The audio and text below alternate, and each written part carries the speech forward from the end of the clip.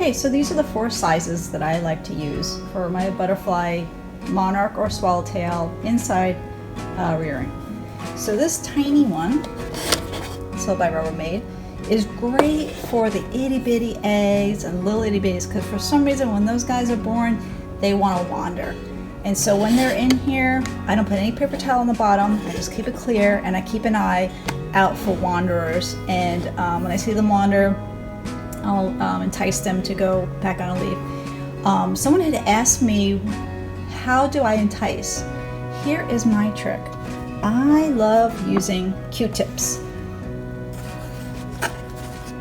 I take these and I gently touch them on the tush, and it gets them moving in the right direction. Highly recommend. My next size up is this one, you see. And so I will keep, like I have my friend over here, probably about a 1 to 2 day old baby. I will keep them in here, especially if I cut a piece of plant and I just need the space. Also great container size. I love it. Now this one is fantastic. This is really, really deep. It's probably about 4 inches. I have kept adult caterpillars in here, and they have no problem climbing the plastic, shockingly, because sometimes, now I've noticed some caterpillars are not good at climbing here, and so I'm not a fan of putting swallowtails in here. I do, but they don't tend to want to wander to the top as much as monarchs do.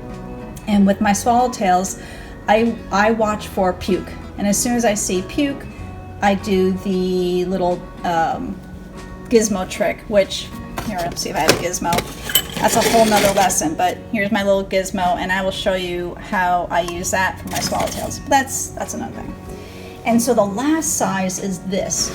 Now, it's not as deep as that one, but it has a lot of great room. What I usually do is I put 1 sheet of paper towel in there. I put a huge, like I have some giant milkweed outside, so I'll put a huge leaf or 2 in here, or I'll just put like a big branch. And what I said in my other video is floral tubes. Yeah, floral tubes are great. I have them here. I have all different varieties and little tops.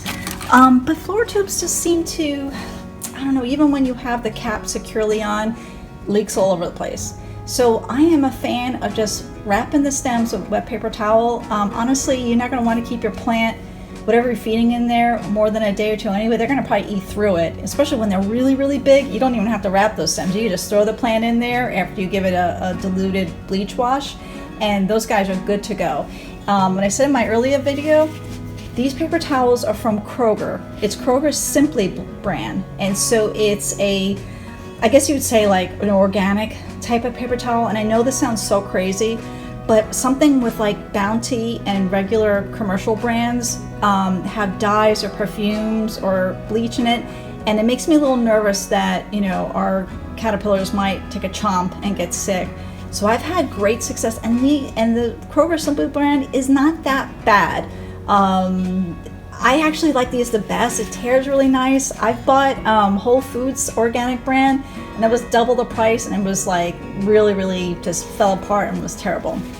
So I really, really love this. That is my go-to paper towels. And then basically, when I don't have any big guys yet, because they're all in my large reptile cage outside, you know, in their chrysalis state. But basically, when these guys get good and big, they do and in this container too, they do a really wonderful job of walking up the sides and going to the top and making webbing and dropping the chrysalis. Now I'll explain in another video how I take that hanging chrysalis and I tie it with dental floss and I hang it in an outside enclosure for 8 to 10 days for them to enclose. All right, butterfly friends, let me know if you have any questions and make a comment below. Good luck. Happy butterflying.